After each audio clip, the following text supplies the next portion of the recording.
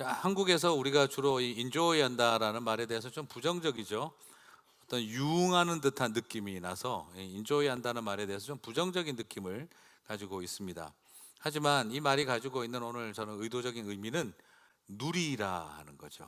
모든 것의 깊이와 넓이와 그 다양함을 풍성하게 누리는 삶을 살았으면 좋겠다. 인조이라고 하는 말은 시간적인 여유를 가지고 지성과 감정과 의지로서 그 풍성함을 깊게 경험한다는 것이죠.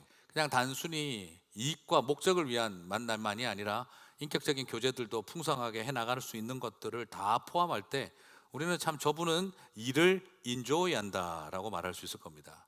예수님을 영접하고 하나님의 백성이 된다는 것도 마찬가지입니다.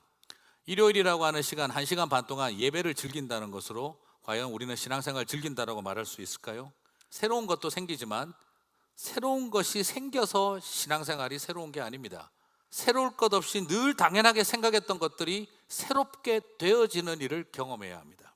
우리가 소위 말해서 신앙생활을 함으로써 우리의 삶에 풍성함이 주어지는 것은 기독교와 관련되어진 새로운 시간과 공간과 관계가 만들어졌기 때문에 그것이 새로운 것이 아니라 늘 뻔하게 생각해오고 살아왔던 옛 일터와 옛 가정과 나의 평범하게 그지없는 내 일상에 대한 것이 새롭게 되어지는 일이 일어날 때 그분의 신앙은 우리 전체를 인조이하고 있다고 말할 수 있다는 것이죠. 신앙은 우리들에게 brand new라고 할 수 있는 전혀 새로운 제품과 같은 것을 우리에게 경험하기도 하지만 우리의 삶의 구닥다리 같은 것들을 리뉴얼 시키는 경험의 자리로 우리를 이끌어가기도 한다는 것입니다. 그 모든 것들이 다 이루어졌었을 때 저분은 참 신앙생활을 인조이하는구나 라고 말할 수 있지 않겠습니까?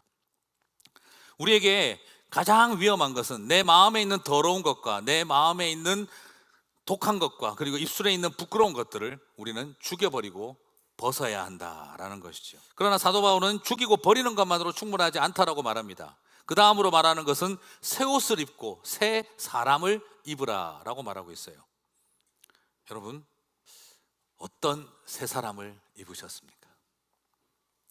새 사람은 단순히 교회 잘 다니는 사람을 말하는 것이 아닙니다. 이런 모든 것으로 갈라져 버린 이 세상 속에 차별 없이 품어내는 삶이 되어지는 것이 새 사람의 모습이라고 오늘 사도 바울은 말하고 있는 것입니다. 말하고 있습니다. 다시 말씀드리면 공동체를 회복하고 사랑을 회복하게 하는 일을 위해서 저와 여러분에게 바로 이 아름다운 옷을 입게 하셨다는 거예요. 사명감에 불타면서 너무 처절하게 나가지 마십시오. 아름다운 숲속 마을을 향해서 즐거운 마음으로 우리 주님 걸어가신 그 길을 따라가셔도 좋을 것 같습니다.